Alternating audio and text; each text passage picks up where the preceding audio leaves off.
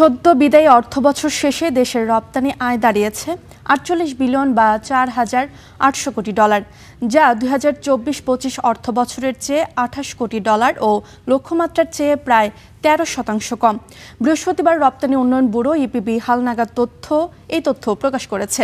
ইপিবির তথ্য বলছে ২০২৫-২৬ অর্থবছরে মোট রপ্তানি আয় এসেছে $৪,৮০০ কোটি, যা আগের অর্থবছরে ছিল $৪,৮২৪ কোটি বেশি। এদিকে প্রধান রপ্তানি পণ্য তৈরি পোশাক খাতে রপ্তানি কমেছে ১.৬৪%।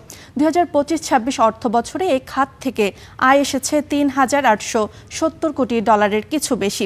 তবে অর্থবছরের শেষ মাস জুনে আগের বছরের একই মাসের তুলনায় রপ্তানি আয় বেড়েছে প্রায় ২৬%।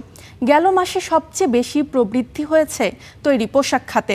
পাশাপাশি চামড়া ও চামড়াজাত পণ্য, পাট ও পাটজাত পণ্য, হোম টেক্সটাইল এছাড়া কৃষি পণ্য রপ্তানিতেও উল্লেখযোগ্য প্রবৃদ্ধি হয়েছে।